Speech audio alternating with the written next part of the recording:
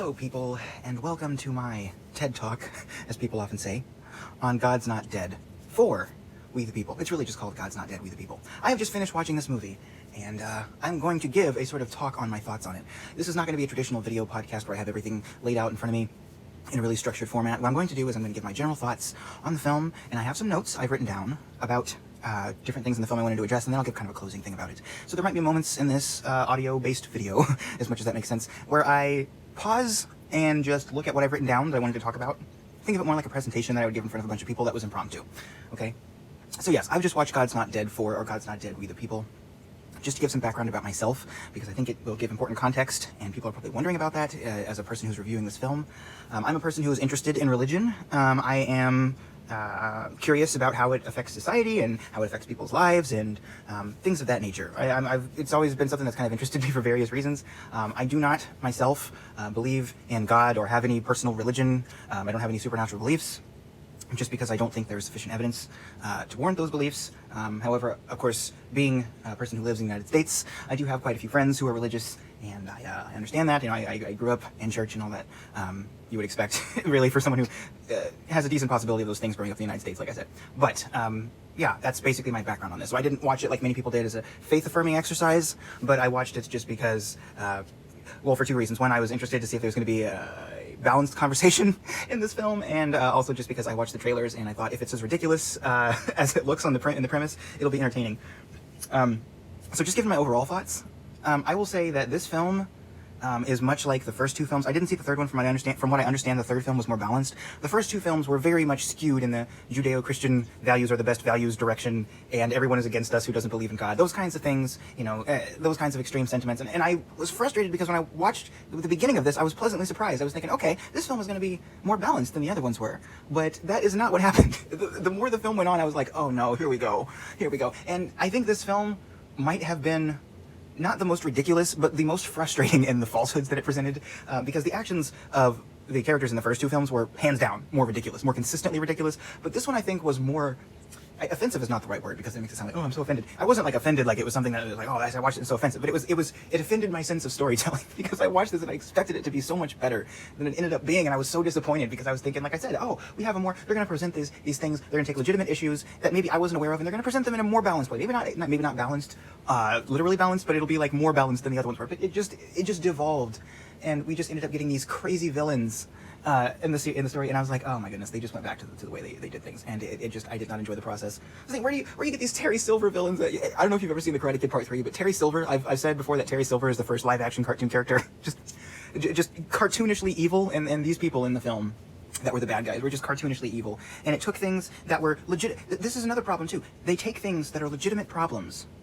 and they twist them in a couple different ways. Either they take something that's not even real and they introduce it like it is, like it's just a fabrication, or they take something that's an actual problem and they skew it in one direction. By skew it, I mean they talk about all the times that maybe people who aren't overtly Christian, they take something that is an issue where people who aren't overtly Christian maybe cause problems for people who are Christians, but they don't talk about all the times that people who are Christians might have a problem be in the other direction. A good example of that, the homeschooling thing, right? This is what the whole film was really about. Well, okay, I'll get into that later, because they started talking about how it really wasn't about that. In the film, they essentially have this plot where parents could be found truant if they don't comply with this policy, you know, and if they don't comply with this policy, their kids are going to be put in public school, and then if they don't show up to public school, they'll be considered truant, and if they're considered truant, then they'll be held in contempt of court and they could be jailed. Okay, all of that could technically happen. I did a lot of research during this movie. All the God's Not Dead movies, by the way, require me to do all this research, and I always resent that. And I'm like, man, they just said this claim, I have to research this now. And I end up doing like an hour's worth of research every time I watch a God's Not Dead film. Again, this was no exception. But yeah, all those things can technically happen, right? But not piled up in the way that it was presented in the film, where they're going to be getting a $1,000 fine every single day that the kids don't go to school, and then they're held in, and like truancy is a real issue sometimes when it comes to school, because there could be various reasons the parents are not sending their kids to school. Maybe they have an economic barrier. Maybe they have car troubles because they don't have much money, and it's hard to get their kids to school every single day. Maybe the bus doesn't go where they are.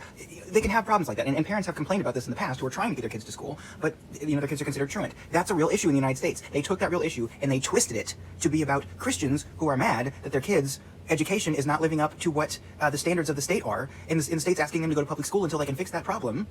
And it's acting like, well, I'm going to take this issue of truancy and I'm going to twist it to be about that. And about the school not complying, but about not complying, the parents not complying.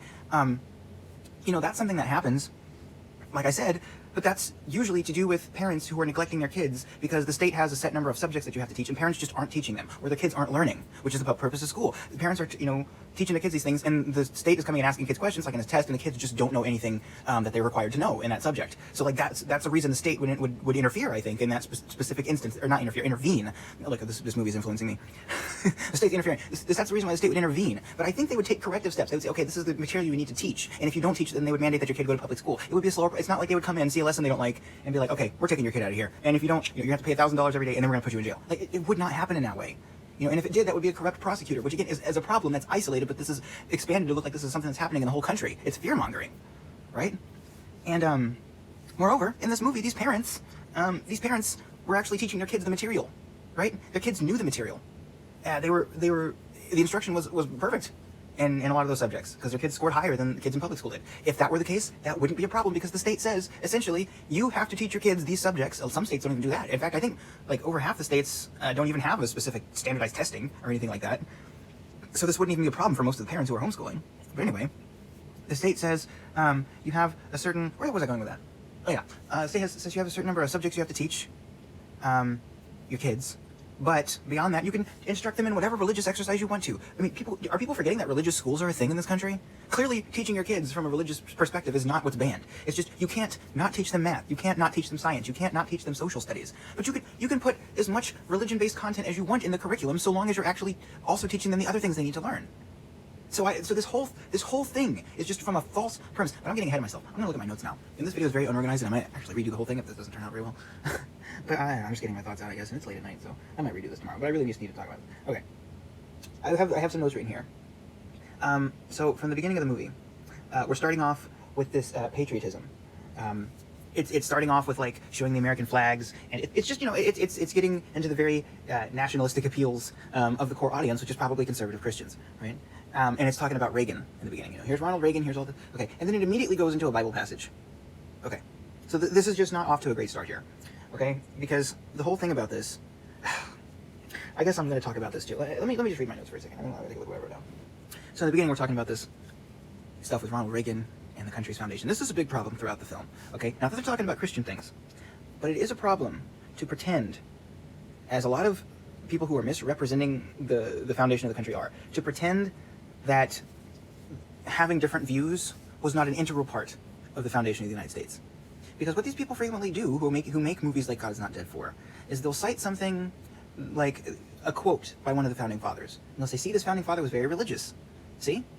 And it's like, yes, that's the point, right? Some of the founding fathers were religious, and some were not. Some were deists, and some, I think, didn't really have any particular faith, And the whole point of the Constitution being set up the way it was so people who are of faith and of no faith, and maybe just deists, or just have some combination of those things maybe, they can all come together for the common good. That's the point of having a separation of church and state, is to say your particular religious sect cannot establish all the rules, because the second you do that, someone else whose faith might not agree with yours also has the freedom to come in and put their book in the law. And if it's a conviction that's good enough to transcend a specific faith, if people of all different faiths or no faith at all can come together and decide that this is a good thing, chances are there's a non-religious reason that everyone can agree on. That's not religion specific. So we can say something like, we think that stealing is wrong, right? Stealing someone's property is wrong. Why? Because if we live in a society where things can be stolen and we don't enforce that, then essentially no one is safe, right? Or people can be taken advantage of easily. And that's not something we want. We want to live in a harmonious society where we're all safe. The best way to guarantee that you are safe is to guarantee that everyone's safe from theft. Therefore, we should make theft illegal because no one wants their stuff to be stolen. Okay? That's a secular reason. Now, is that an anti-religious law? No. If people of faith want to come together and say, okay, well, my faith says thou shalt not steal. So that's why I feel so strongly about this. Okay, but not stealing is a good law, right? So we can come together and make this law. Christians, non-Christians, Jews, non-Jews, atheists, Mormons, whoever. Pretty sure Mormons weren't a thing when the country was founded, but whatever. People can come together, right? That's the point of having a secular government. And I really wish a lot of fundamentalist people would understand this. It's not about taking God out of the law, as in you are a citizen and you're not allowed to have your faith. It's about not allowing any specific religion to be part of the law, because that is the only way to guarantee fairness for all religious people. This is a fundamental part of American law. So, when you do have a founding father who talks about, this is my faith, then yeah, that's true. No one is denying that. No one who's not a history revisionist is denying that. But the thing is, you can't just use that like I said, to just say that all the founding fathers were religious, or that religion was like Jesus was part of the Constitution. Like that was not the point. These were people who were fleeing a lot of religious oppression. They saw firsthand what happens when you try to mix religion with the government. And by the way, they saw also probably what happens when the government tries to police religion. That's the other part of it that a lot of people don't talk about. Religion is supposed to be free from government influence because it is a personal choice. But if you have governments coming in and telling you what you can and can't preach, that's not personal choice anymore. That's allowing the government to essentially control your thoughts or your personal convictions within the privacy of your own home or your own church. The government is not supposed to be able to do that. You're supposed to have freedom of religion so long as you're not breaking the other laws. So you can't just come in there and say, well, I'm religious and my religion says I can kill people, so I'm just going to go around and kill a bunch of people. You can't do that. Okay? Having religion doesn't means that you can't use it as an exemption to break other laws. I think that's the way it should work. I think that's the only fair way it can work, right? Again, that would be, using your religion as an exemption, I think would be basically mixing religion and government. Because it's like the law has to apply to everyone outside of religion, and the government can't come into your own church and try to control what you're preaching or what you're teaching, right? The government can't come in and tell you what you can and can't teach your kids or what you can say to your congregation. So that is the separation of church and state. It's not evil, and it's not atheistic. It's supposed to be pluralistic. Not pluralistic as in you're not allowed to have your own religious convictions and everyone has to think the same thing, and if you don't believe in all that other stuff, then you're somehow in violation of the law. That's not what it means. It just means no particular person has a monopoly on conviction. And that's the only thing that's fair for religious people. That's the safest environment for religious people. And I hammer this so hard because this entire film does everything it can to not understand that. It's so frustrating. Okay, I'm going to get into more specific things. Let me look through my notes real quick. Okay, so a few more things I want to talk about. So in the beginning of this film, we get this wholesome American family. Again, kind of appealing to the patriotism thing, kind of appealing to the, back in the good old days type stuff. You're familiar with that stuff in Christian films. It's pretty common. But I will say, even given the obvious purpose of that, I thought the family dynamic was charming. This film is much better at establishing people as not just caricatures, this is what I'm talking about when I was talking about the film being a little more promising. The family in this film is genuinely likable. There's some things that happened that, okay, I wasn't really laughing out loud at, because I thought the humor was kind of lacking, but it got a smile out of me because I was like, oh, that's kind of funny, right? And all that stuff was going well. You got the dad teaching the kids stuff out of the Bible. Again, I'm not a religious person. I don't think that you should be teaching religion as fact to kids because kids don't have their own critical thinking skills in the same way that adults do. And if you just if you have something that's unproven like religion and you just hammer it from the time that people are children, it's going to be very hard for them to think critically about it later. And I think that's harmful. But again, the whole point of this thing is yeah, okay, everyone teaches differently, right? I'm not going to come into someone else's home and tell them stop teaching religion to your kids. It's not my place to do that. It's not my place to do that. Okay? Now, if I have a friend who is doing that, I might try to convince them and say, hey, this is why I think maybe this isn't a great idea, even if you're religious. But legally, you're not supposed to be doing that, right? This is supposed to be a pluralistic, free country. You can practice whatever religion you want. You get the drill, right? And so I was into this at the beginning. I'm like, from a perspective of fundamentalist Christians coming to see this, yeah, this family is very charming. I get it. I see what they're going for. I like this so far. And then it had to ruin it with the social services person coming in. And this is when I realized, and maybe I was still in denial and I didn't realize the whole film was going to be like this, but this is when I started to realize that this film was not as balanced and realistic as I thought it was. Because from the moment that social services lady came in and had that evil smirk on her face, hi, I'm from social services, and I'm here to evaluate your education for your kids. Oh, are you Christian? Oh, that's too bad. The problem too is I'm pretty sure everyone involved in this production is probably in agreement with the beliefs underlying the production. So the person playing the social services lady probably actually thinks that social services ladies like this are evil, so she's just playing this up so hammy and so malicious, right? And that whole I identify as self-partnered. Okay, listen here. I know why you're doing this. Okay, it's very obvious. You're saying, man, these liberals with their crazy ideas trying to come in here and influence us. Okay, and I don't even that whole thing of I identify as self-partnered. I don't even know if I know anyone who that's true for. I've never heard of that being a thing. It probably is. And if it is, that's fine. More power to you. I don't have a problem with it because I don't have a strong underlying religious conviction that that's against God or something, but dang, do I get the feeling that the people who made this movie feel that way. It's because it served no purpose in the plot whatsoever. I identify as self-partnered. Okay. Is this just screaming through a megaphone, I'm not Christian and I'm going to ruin your life? I mean, that's very much the vibe I got from that. And this scene with the lady was so incredibly ridiculous for so many reasons. I mean, let's talk about this. You remember earlier, what did I say about what the state requires? Okay, so the Supreme Court has ruled on homeschooling. It's a state issue. It's a state-by-state issue because different states have different requirements. Again, I did too much research on this. But the state requires that you teach certain curricula elements, essentially. Yes, I don't know how many times I've said the word essentially. You have to teach certain things. You have to have a certain number of subjects. You know, your kids have to know stuff. I went over this earlier, right? So therefore, a lady coming in and watching a lesson that was based on religion, when it's theology, right? And that's what the kids were learning. They were learning about theology. So she comes in and says, oh, you're teaching your kids from the Bible. And she goes, well, we're learning theology. I wouldn't think there would be a better book. Okay, at that point, the social services person shouldn't care, and I'll tell you why, okay? Because theology is not a state-required subject. It is not. And if it were, the social services person would not care that they're teaching out of the Bible, okay?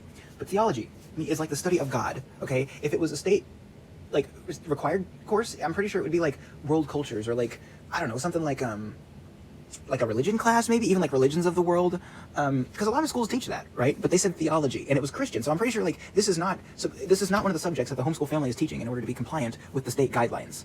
So since it is something extra, the lady should not care about that. She shouldn't be asking any questions about that. Okay, this is something that you're teaching that's essentially extracurricular. It is not within my jurisdiction. I'm not here to ask about it, okay? If my understanding is correct, okay? She's here to check the things that are actually part of the state curriculum. I almost said doctrine. Teach things that are part of the state curriculum. To check on those things, rather. So she shouldn't care about that. She shouldn't care what they're doing with that class. Unless it's something that otherwise violates the school policy. Like if she was telling all the kids, you're terrible and I hate you and I'm going to leave if you don't behave, and leave you to fend for yourself, or something like that, okay, yeah, then she would care. But she shouldn't. But what did she do in this scene? She said, oh, you're teaching that God used the flood to kill everyone who wasn't Christian? And what, the animals, what sin did they commit? Okay, no state person would or could ever care about something like that, I don't think. I mean, this is Noah's flood. This is a thing that, like, I don't know, I think, like, the vast majority of Christians believe in. So, like, this is where film starts getting ridiculous, okay? So and then, I'm not be getting ahead of myself here, but then later on, it's revealed that part of the problem is that they lack resources to teach proper science education to their children. Now, that leads me to believe that the social services visit was much longer than we got to see. But if you're having a problem where you're not complying with what you're supposed to teach your children, and again, that's a contradiction because later on they say the children are testing way better. But if they're not learning these things because they don't have the right resources, then that's a problem to be corrected. And the judge, by the way, not listening to what the mom has to say, when she's like, hey, well, we have a specific reason why we can't do that, that would be something worth listening to. Because the whole goal of that, I thought, was to make sure that the kids are getting the proper education. If the mom says, hey, we just don't have the money for that, is there any grants that we can get or something like that, the judge should be willing to listen to that. She shouldn't cut her off as soon as she says yes, but she's like, oh, simple yes will do. Right? That's stupid. That's really ridiculous. So that's just more, yeah. Okay, I'm checking my notes. Hey, can you tell I'm getting extremely tired? I'm going to try to speed this up a little bit, because there's so many things I wanted to talk about. Okay. I went through that. The whole thing with that one kid, I forgot his name, but the kid who's from China, and he is like constantly talking about how great America is in the Constitution. I just found that nauseating. Like, I don't know who wrote that, but like, yeah, I get it. Like, they hammered home the whole, America is so much better than other countries thing in this film. It just got nauseating. It was just, I like the actor. He's cool. Like, he's charming. But the way they wrote his character just drove me absolutely bonkers, man. So, anyway. I wrote, okay, so there are subjects you are required to teach and standards. That does not mean they are going to be dissecting your religious exercise. If you do not keep standards, that is a bad thing. Yeah, that's essentially what I just said. They're not going to be tearing apart your lessons. They're going to be making sure you're complying with standards in the relevant subjects. Not all of the subjects that have anything to do with anything. Just the ones that are relevant, obviously. Right? So math, science, history, unraveling the mystery that all started with a Big Bang. I'm just kidding. Okay. All these extreme things together wouldn't happen. Truancy is a real issue for parents in poverty, not for parents who have issue with education. Yeah, I talked about that too. Like I said, they gave them this ridiculous $1,000 a day fine, and they're like, we're going to send you to jail. All those things together would just be absolutely absurd. Right? Okay. And I wrote down, oh, I forgot about this. Birth control for second graders. Dude, okay, maybe this is something that, again, some of these things I look up are like a thing that happened in a specific school, but like, something that these movies typically do is they'll take something extreme that happened in one or maybe a handful of areas with teachers doing something stupid and inappropriate, and they will say that this is what the left or the school system or the country in general wants, okay? I promise you, if there were a school giving second graders flyers for birth control, it would not only be the Christian parents who have a problem with that. And it's almost sinister, this bait and switch, okay? Because they're both fear-mongering and using something that everyone would be against to try to paint a boogeyman, okay? So let me try and explain this, okay? If a school passed out birth control, the backlash would be astounding if it were in a second grade class, like or passed out birth control or a flyer or whatever. Because, I don't know if you know this or not, to my knowledge, second graders can't take birth control. I think. Now, again, this is not something I particularly, have ever read about. This is something I've never even thought about before it was mentioned in this movie, which is why I, laughed hysterically when they passed that out. I found myself laughing a lot during this movie and going, what? That's the noise I made a lot. What? Because I was like, who would do this, right? The backlash would be immense. And I have read a couple of stories about schools. I read a story about a school that was taking kids to this bar where they were there were these innuendos on the menu, and it was really inappropriate. And it's yeah, I am not religious, and I have a problem with that. A lot of people are religious and have a problem with that, and there are other people like me who aren't religious who have a problem. This is not so. If I were to take this as a non-religious person, and let's say a person who had some kind of religion did this, right? And I were to say, see this is what religious people want. And we non-religious people have to stand up against this. You know how disingenuous that would be? That's essentially what they're doing here. Here's a specific instance of something happening that no one likes. Wow, this just shows that public school is evil. Okay, don't do that. That's just dumb, okay? And like I said earlier, you're taking something that's relatable and making it something that is only specific to, Christian values. Public school has a lot of problems. Public school has tons of problems, right? But, another thing they mentioned in this movie was the IEP program, IEPs, individual education plans for kids who have special needs, and how it might not challenge them. That's true.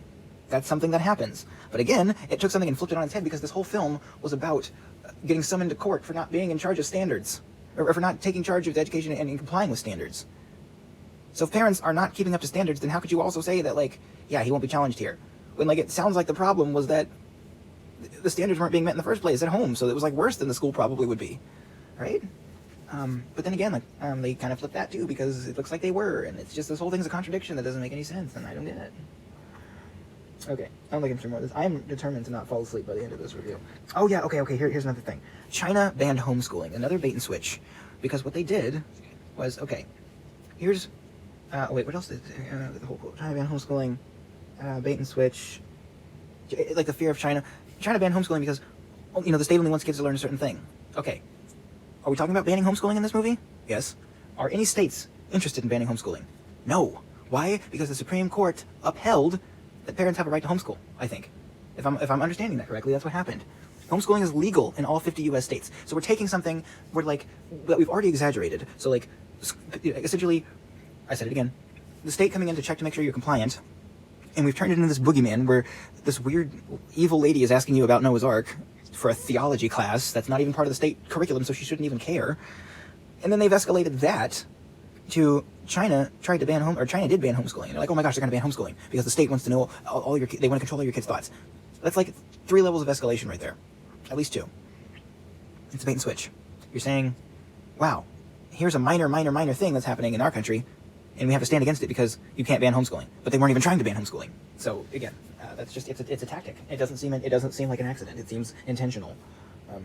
Okay, I talked about the education plan. Again, the mom talking about if I put my kid in school, I'm worried that they'll put him in special needs and he won't get challenged. That's a real issue. That's something that happens. That's a real thing that parents have to deal with. But Christians do not have a monopoly on that. Okay. And I don't even know if they're saying that the word, but it's I want to take my kid out of school, I want to homeschool him so he'll be challenged. Okay, yeah, a lot of parents do that, right? But if you took your kid out of school to challenge them more and give them more advanced education and teach them more things, then you wouldn't have the state in your home telling you that you're not complying with standards. That's not a thing that would happen. Again, we're talking about standardized testing here. The school, and later on in the film, and I guess I'll talk about this here too, they're talking about, the state wants to teach the kids that there are no facts and that everything is relative. Okay. That's not something that's going to be on a standardized test. I mean, I'm not an education expert here, okay? I really am not. I haven't been involved in the school system for years because I graduated in 2000, right? So that's not a thing, right?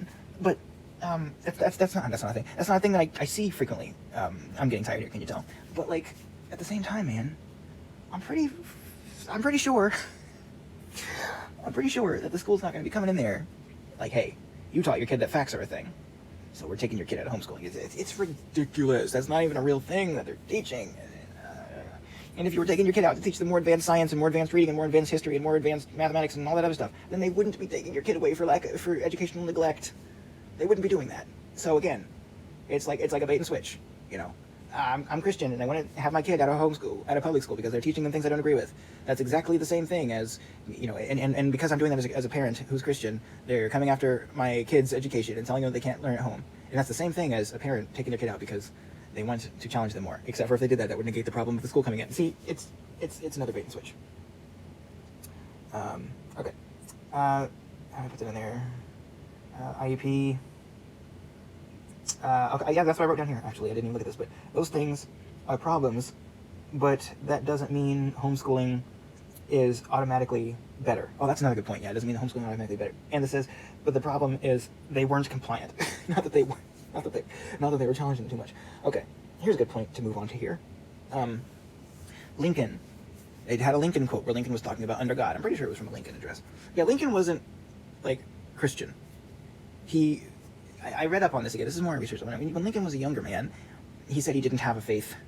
But then when he was older, when he was president, he talked about God, but he would not talk about, like, Christianity. Okay, he wouldn't say he was a Christian. I mean, I'm not saying he wouldn't talk about Christianity. He wouldn't say he was a Christian. Okay? A lot of the people who used God were using God in a more... It was like a colloquialism, you know? Like, endowed by their creator, or, you know... They talked about God as, this is blessed by God. I shouldn't be talking too much on this because I'm not 100% certain on this. But God was invoked a lot. And I'm pretty sure that it became so common. And I say this because even people who were, like, deistic talked about God, right? And sometimes people use God to refer to, like nature, and it just... I've heard different things that could be contradictory on that, so I don't want to speak too much on this, but I just know the people who use God, a lot of the time, we're not talking about... Certainly not, like, the Christian God. They were just saying God in a more general sense of God. And Lincoln... The quote they used by Lincoln was almost certainly that kind of usage of the word God, right?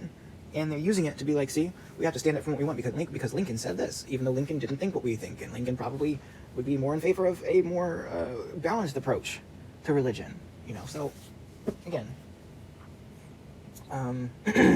conflating foundation of America with Christianity. I've already talked about that. They took a scene about, okay, this is something I really want to talk about. I'm going to read my notes here to make sure that I'm getting it right. They took a scene about misrepresenting the founding fathers as old slave owners and used it to misrepresent the founding fathers. Ironic. And when school is teaching that facts are relative, in which school is teaching that facts are relative? No school does that. They just said science standards weren't high enough. Okay, that's a good point. So let me just I do apologize. Let me just expand on that. Okay. So they had this scene in the film. They were like, the founding fathers weren't like these old men who owned slaves. A lot of them were younger, and a lot of them didn't own slaves. They're misrepresenting the founding fathers. That is so ironic in a film where they try to portray the founding fathers as, like, super Christian. Okay? They were not. Some of them were, but some of them weren't. And they all agreed on the more secular nature of the Constitution. Okay? So you can't take a scene where you're talking about the founding fathers being misrepresented, and then also talk about how, like, this is how they were when they weren't. And then, also, they were talking about, well, you know, science. There's not enough science standards in the homeschooling, so we're going to take the kids out. Like, yeah, but they want to teach the kids that there's no such thing as real truth. Really? Because, like, an hour ago you were talking about how they're actually removing the kids because they didn't have enough strict standardization in there. You can't say the kids weren't learning enough strict standard science, and then also say the school's teaching that there are no facts. Because if the school was teaching that there are no facts, then they wouldn't care what you were teaching them in science, as long as it wasn't strict. Exactly the opposite of what they did. It's like, no, these are the, you know, this is the periodic table of elements, this is whatever, okay? That's not relative truth. So the movie contradicted itself on that. Which is it? Or is the school wanting them to be relative and that there's no truth in everything? Or are they trying to control their minds by teaching them that things are absolute fact, which are not? You can't have it both ways, man. That's insane. Okay. So this is a funny thing, too. There was a Francesca Battistelli song in the movie, and I was like, no, Francesca, I like your music. Don't be in a ridiculous movie. Man, from back when I used to go to church, I recognized Francesca Battistelli, and I was like, man, I'm so sad that I know who that is and that she's in this movie. She wasn't in there, just her music was in there, but I was like, man, what are you gonna do to Francesca being I like her? Why are you gonna have her in this ridiculous film? Anyway, that was kind of funny. Okay. Taking legitimate criticisms and twisting them. Congress is corrupt, but not in that way. They serve money, not anti-religion. School has problems, but not in that way. Yeah, okay, so that's what I wrote down. So this whole thing, right? So they get to this trial, and these people are just cartoonishly evil. Like I said before, I'm talking Terry Silver, Karate Kid 3, cartoonishly evil. And are people in Congress cartoonishly evil sometimes? Yes. Yes, they are. Do they sit around and twirl their thumbs and come up with evil plans to stop religion? Almost certainly no. If they do, it's very rare. I've never heard of that happening, okay? People in Congress do not care whether you're a Christian or not Christian. They care about what you're going to do to help their pocketbook. That's the corruption we see in Washington. It's money. Money is the corrupting influence. Not hatred of God, not hatred of the Bible, money. Okay? And if it's education to control kids' minds, it's to teach them that our current system of corruption is great. That a system that, like, rewards people who are rich and disenfranchises people who are poor, that system is just really great. You know? And that you should invest in America because America's the best. Those are the kinds of things they care about in education because, again, it's about money. Okay? That's what it's about. Sometimes it's about teaching kids fundamentalist religious values. But those people, I don't know. Those people, I think, who try to get those things in education, I don't think those people are like the cartoonishly evil people. I think those people are just annoying, right? We can't teach this in school because my religion doesn't agree with it. That's annoying, okay? A person who cuts life-saving programs because a donor came in and told them, hey, I don't want you to give money to this program because then people won't buy from our business as much. That person is cartoonishly evil.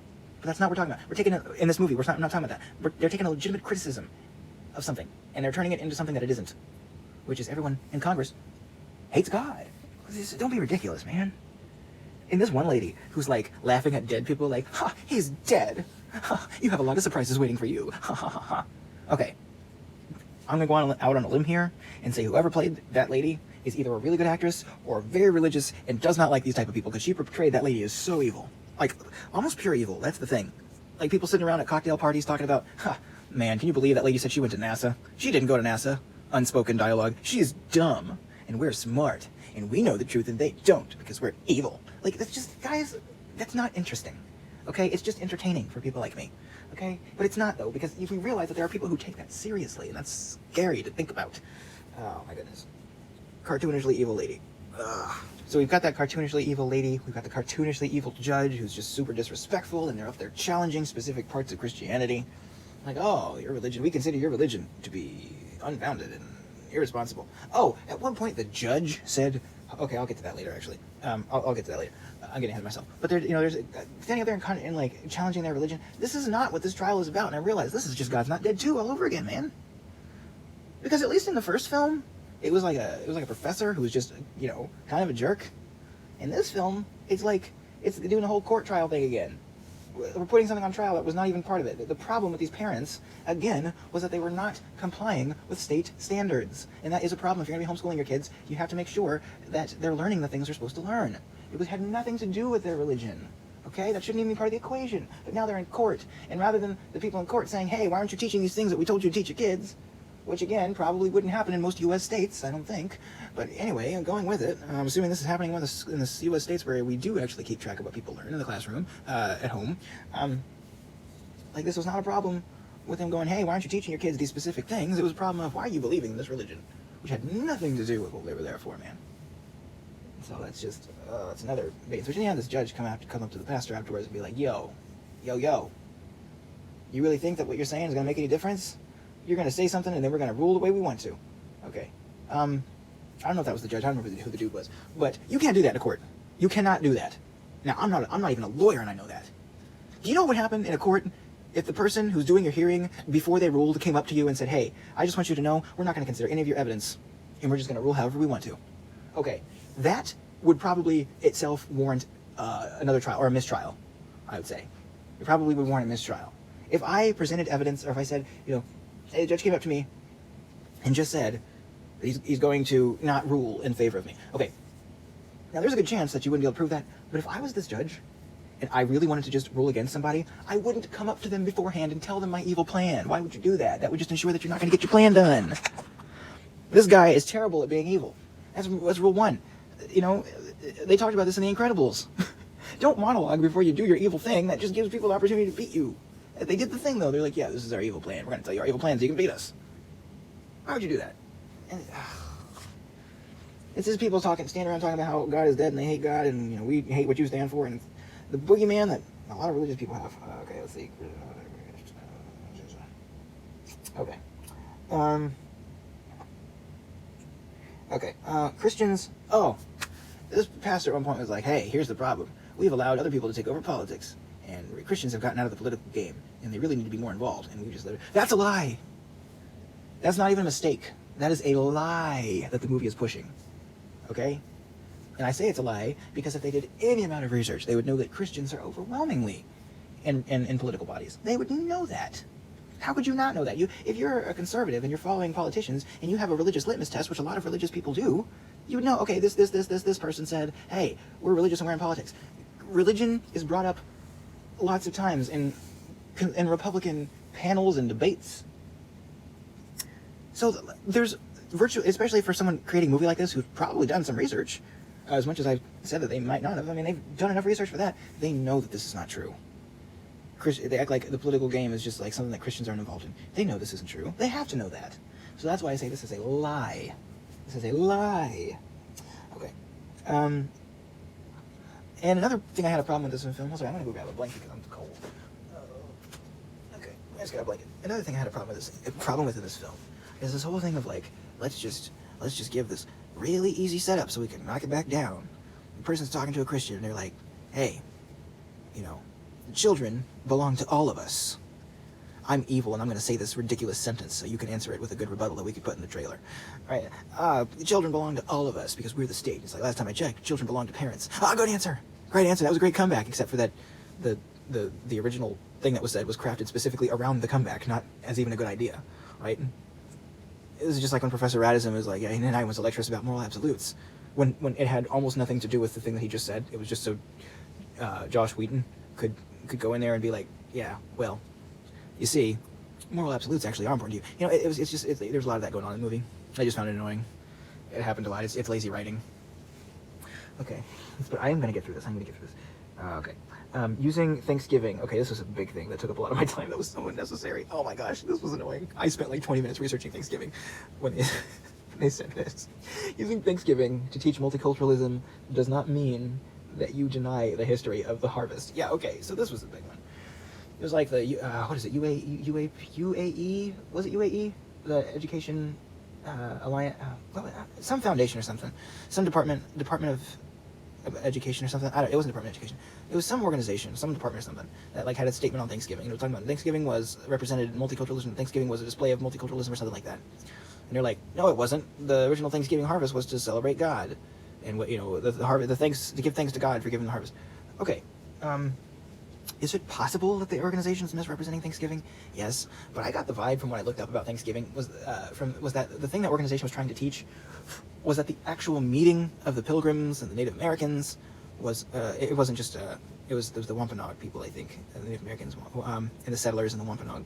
I apologize if I'm mispronouncing that, but them coming together was a good demonstration of multiculturalism because they were able to put their differences aside, even though that it could be the case that the harvest that they invited them to, or the specific festival or whatever he invited them to, was to celebrate the harvest in a Christian way.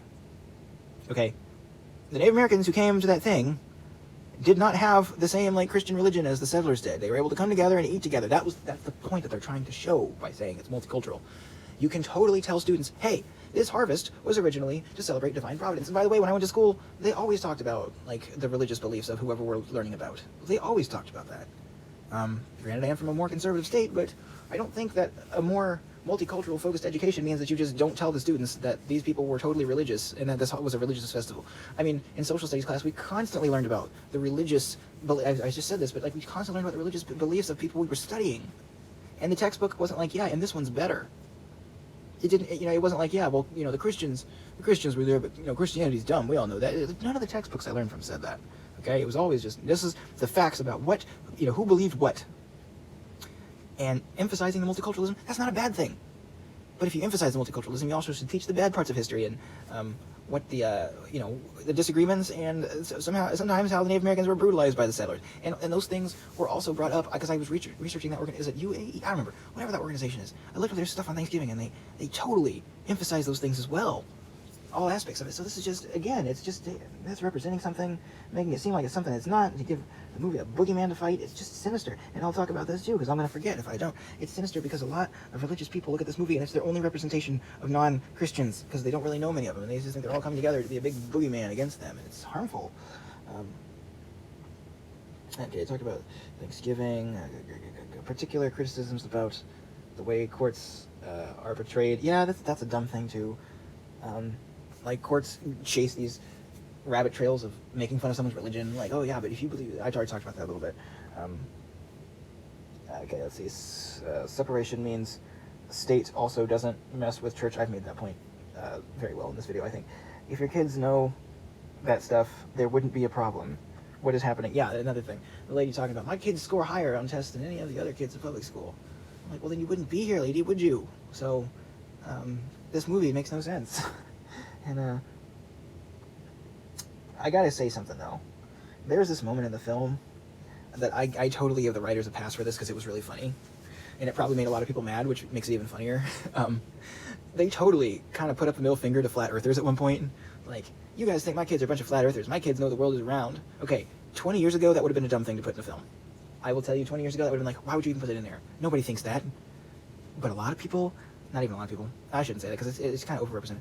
But flat earth ideas are getting popularity on the internet. And the idea that they just kind of said, no, we don't want to even be associated with those people. We're not anti-science. We don't believe the earth is flat. On one hand, it's kind of annoying because it's like, okay, well, if they don't believe the earth is flat, obviously it's a great education. No, they probably still deny evolution. Stuff like that. But it's like, just the random middle finger to flat earthers I found extremely funny in the film. So, yeah, I'll give them a pass on that. That was funny. It wasn't supposed to be funny. It wasn't supposed to be, but I found it really hilarious, and I'm glad they did that. Homeschooling is, okay, I talked earlier about, I can't believe what the judge said. Let me tell you what this judge said. The lady, and I know, the actress who played the judge, I know I've seen her in something. I'm going to kick myself when I figure out what it is, because I was watching that, I was like, oh, who's that lady? But I hate doing that when I'm watching someone react to something, they're like, who's that person? Who's that? And you're like, just watch the movie, man. Anyway, she said this thing to her daughter. Homeschooling is separatist, elitist, and racist. Okay, what? That came out of nowhere. It was like, homeschooling's racist. I think they just they were like, we have to put as many buzzwords as we can in this film to show that we're not, like, SJWs. So they're like, yeah, homeschooling is racist. We're SJWs, and we're dumb. Like, I've never heard anyone who has a problem with homeschooling say homeschooling is racist. What? I don't think anyone actually thinks that. It was just ridiculous. Okay, so someone's got to empty the garbage, right? Yeah, that's another one of those cartoony evil things that someone said, well, whatever, dude. Criticisms about the Bible in court, I talked about that. Considering this was really funny too. Considering the time it was written, the Bible is one of the most pro-feminist documents. Isn't the Bible supposed to be written by God? I mean, this is all immaterial anyway, because the film is just operating on this weird thing where it's like they're in court now for some reason about this Bible belief stuff, which is not even part of it, but they're like, Bible's very progressive because it was written for the time. I'm like, does God care what time the Bible was written in? I thought the whole idea of God was that he transcended time, right? God's supposed to be all-knowing and know what's coming up in the future, so why would God, like, I'm going to write for the time because it's old, right? Why wouldn't God just give the good law at the time? I don't know. Okay. All right. Anyway, I don't know. Go away, keyboard. They gave this apologetic in the film about sexism and, like, women covering her face and her hair. And it's like, yeah, there might be specific things, but, like, you can't just address this one apologetic and then make it look like, by extension, everything in the Bible has an explanation. No, you probably took something specific that has maybe a well-documented... That whole thing about, like, women being forced to show their hair, I don't even know if that's true. I mean, I'm going to give them the benefit of the doubt and assume that it is. Like, women had to show their hair, and, like, the Bible was... or not the Bible, but that specific regulation was supposed to be a thing that freed them up and gave them dignity. If so, more power to them, but, like, that doesn't automatically mean that the entire Bible is valid. It's like, oh, but when you know this one thing that looks like it was sexist actually isn't sexist. I mean, that doesn't surprise me. It's a document that was kind of, like, we don't really speak the languages. Like, it's not, like, people who speak English, we don't speak the languages of the original Bible. And even then, the dialects of the time are probably outdated, even if people do speak those languages still. which I think people still speak Greek. It's like, it's so old that it's like it's almost not even recognizable anymore, right? Because languages change over time. So it's like, yeah, the Bible is like, it's translated nowadays, and there's probably things that people don't understand, even things that are horrible that in the text, but on first glance, but are actually a lot more progressive than you would think. It doesn't surprise me at all. There are things like that, but there are also things that are probably the other way, things that look incredibly progressive and are actually pretty horrible, or things that look horrible aren't just horrible, you know, like, so you can't use that to be like, see, the Bible isn't sexist. No. Granted, I know they can't go over the whole thing, but it's like, I saw that. Challenging dissent is not a religious value. Yeah, that's another thing, man. They're always like, well, we have to be able to challenge the courts. We have to be able to challenge the ruling class because that's an important part of our democracy. I agree. Again, taking something that most people agree with, but it's like, is challenging dissent, or dissenting, did I say challenging dissent? I'm sorry. Is dissenting a religious value? Because I'm pretty sure that's not a very good part of Christianity. Like, if you have a problem with things at the top, just challenge them, you know? And it's like, probably sometimes in the Bible you could say that that's a thing, because you got like Sodom and Gomorrah with like, I think it was Lot, maybe, being like, God, don't destroy all these people. And he's like, okay, cool. If you can find as many people, then I won't destroy it. So sometimes like it seems like they're reasoning with God, but other times it's like, why would you even question me, right? Like Job getting mad at God, and then it's like, yeah, let me just ask you all these questions and basically show you that I'm like in charge of you. So like that's not a Christian value, at least not exclusively or all the time, consistently. Oh, there was a time in the movie where I almost wanted to scream at the screen. Because there was a moment where it's like, there's all kinds of reasons to homeschool. Taking a legitimate problem. Schools have issues and there's reasons to homeschool, but this is not talking about parents who are like, yeah, I'm not complying and I'm mad about that because I don't want to actually teach my kids this stuff, right? And so I'm going to pull them out, you know, or, you know, claim that the school isn't godly enough. You know, that's not what we're talking about. But they take something that's like a real problem, which is problems of homeschooling, and then they're like, this is the reason why you should support us. One lady in the film said, I'm going to take my kids out because there's no fine arts program. That's usually the first thing schools cut to save money. You know, I wanted to scream at the screen when that happened. Whose fault is that? Is it the secular people in Congress coming together, the atheists coming together and being like, let's cut education? Because if there's one thing that atheists don't like, it's education. No, that's not the issue. Who was cutting education? It's obviously the conservatives. When was the last time you heard a democratic socialist like Bernie Sanders going up there and being like, yo, let's cut a bunch of education because that's what we want to do? No, it's the people who are like doing this trickle-down economic stuff, who are trying to cut education. And who, as a bloc, votes for those people? It's the conservatives, man. It's a lot of times it's the Christians. It's the Christian fundamentalists who are voting on all the conservatives. As a bloc, they have a lot of power. So it's really frustrating to hear someone who represents a group who, by and large, votes these people in, who cut education, and then use homeschooling as an excuse, like to say, well, you know, I don't like this. I'm going to teach my kid more Jesus stuff. When it's like, people who come together about the fundamentalist Jesus stuff are the ones who are responsible with their vote for education getting cut in the first place. So that just, that frustrated me. And I know not all Christians do that, but it's just like, this film is called We the People.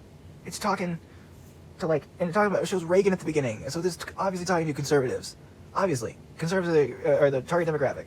You can't just say like, oh yeah, and this is, you know, people who are against this are cutting education. You're cutting education with your vote. Anyway, and then there was a part, there was an anti-vaxxer in there, which irritated me. There was a dig at trans people. Random dig against trans people. You know, when you know, We the People, it was when the Pastor Dave was giving a speech. I didn't know that I remembered his name. He had this random dig against trans people because he was like, public school is like, you know, that leads to biology rewritten. And they're like, yeah, all this thing is like, truth told as lies, biology rewritten. And I'm like, whoa, okay.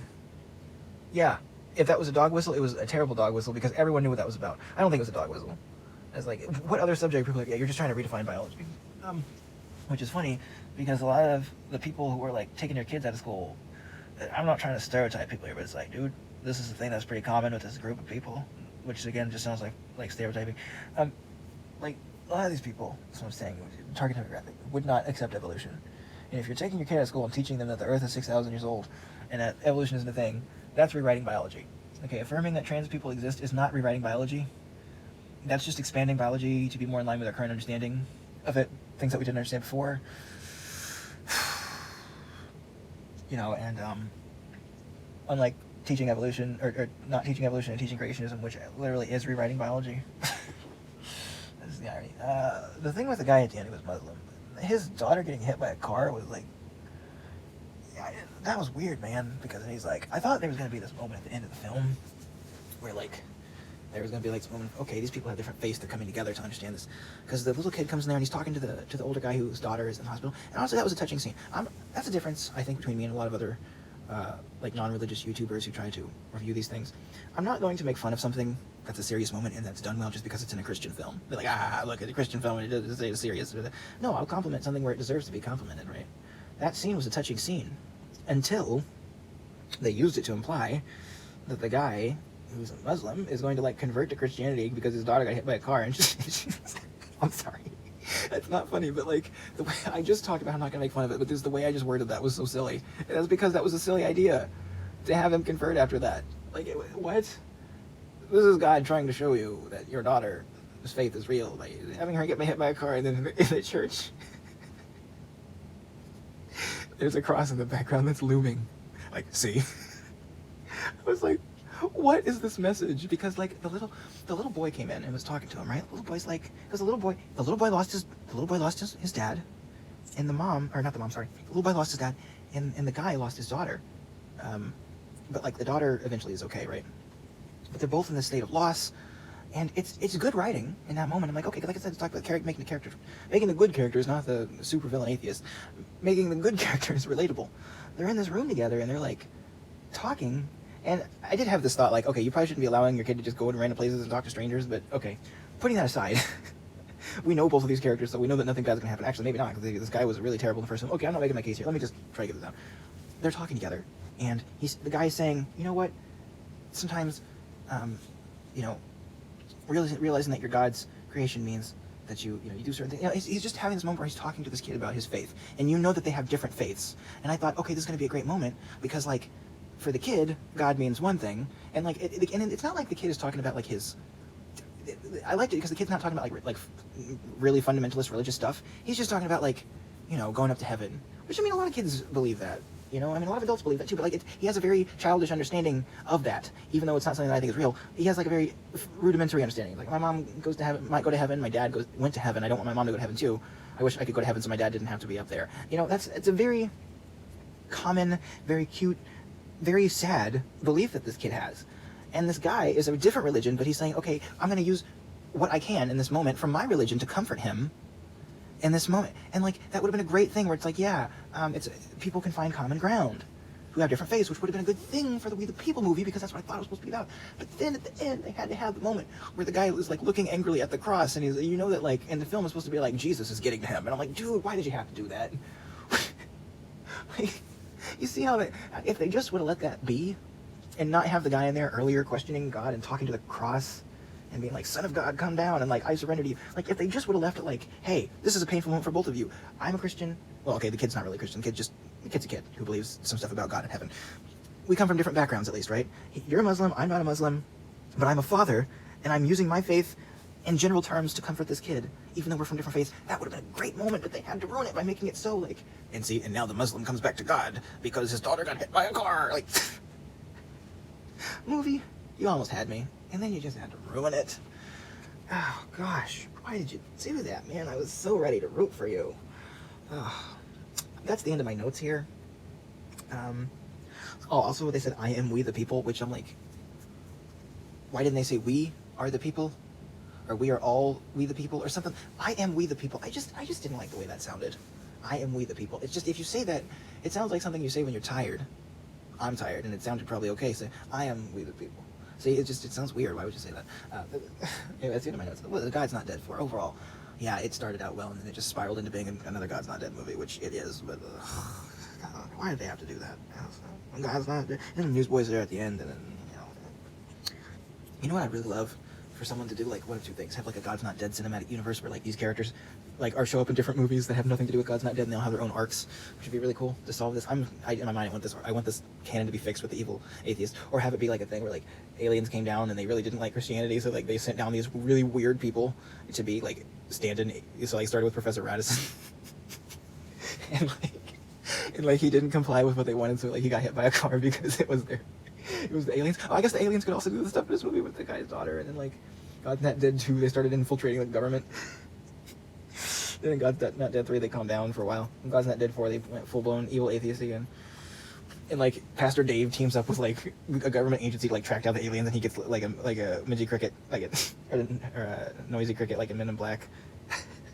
Just tracks all the crazy, evil alien atheists down, and shows their true form, and they're like big old spiders or something.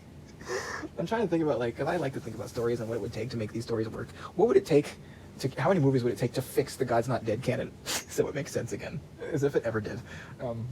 Yeah, I don't know, but I'm scared of this movie's impact on the country. I really am. I wouldn't have said that before, but it's like a lot of people watch this and they think that this is how things are, and it's so clearly not.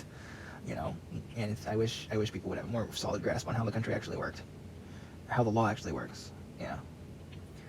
God's Not Dead 4, it's a mess.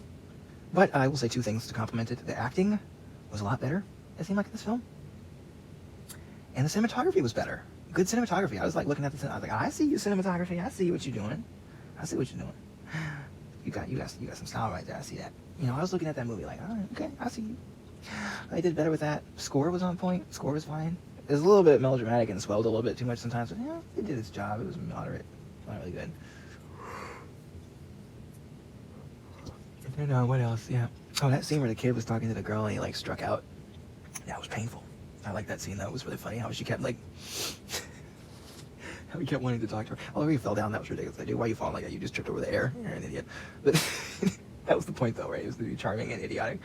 And then like, and she just like walked away, and he was like, "No," and I was like, I felt that, so that was kind of funny, you know. The kid actors were decent, you know.